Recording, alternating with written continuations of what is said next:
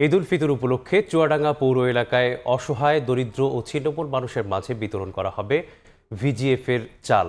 এ নিয়ে বিস্তারিত জানাতে যুক্ত হচ্ছেন রিপোর্টার মাহফুজ মামুন। যুক্ত হব তার সাথে।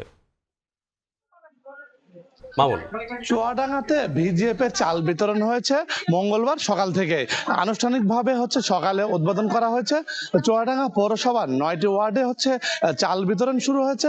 সকাল থেকেই নারী পুরুষরা লম্বা লাইন দিয়ে তাদের চাল নেওয়ার জন্য দাঁড়িয়ে আছেন। চুয়াডাঙ্গা পৌরসভা কর্তৃপক্ষ স্লিপের মাধ্যমে এলাকার অসহায় দুস্থ এবং নিম্ন আয়ের মানুষদের এই ভিজিএফ এর চাল প্রদান করছেন। সকালে চাল বিতরণ কার্যক্রমের আনুষ্ঠানিকভাবে উদ্বোধন করেন পৌরসভার প্রশাসক শারমিন আক্তার। তিনি জানিয়েছেন যে সুশৃঙ্খলভাবে এবার চাল বিতরণ কার্যক্রম অনুষ্ঠিত হচ্ছে চুয়াডাঙ্গা পৌরসভায়। চুয়াডাঙ্গা পৌরসভার 9টি ওয়ার্ডে 4625 জন নারী পুরুষের মাঝে ভিজিএফ এর চাল বিতরণ করা হচ্ছে।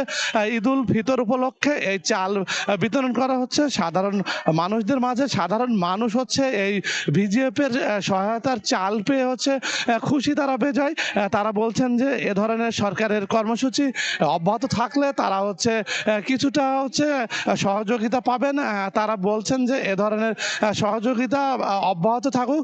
তারা সুশৃঙ্খলভাবে এবার চাল বিতরণ কার্যক্রম শুরু করেছেন।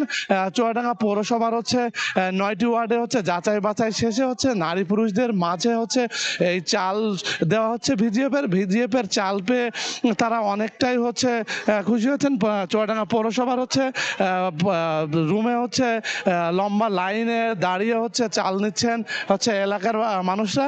এখানে এবার চাল বরাদ্দ দেওয়া হয়েছে চুয়াডাঙ্গা পৌরসভায় 46 মেট্রিক টনের বেশি চাল বরাদ্দ থাকায় সবাই চাল পাচ্ছেন। গতবারের চাইতে এবার অনেকটাই শৃঙ্খলার সাথে চাল বরাদ্দ দেওয়া হচ্ছে। চুয়াডাঙ্গা পৌরসভার প্রশাসক শারমিন আক্তার, তিনি চাল বিতরণ কার্যক্রম নিয়মিত পর্যবেক্ষণ করছেন।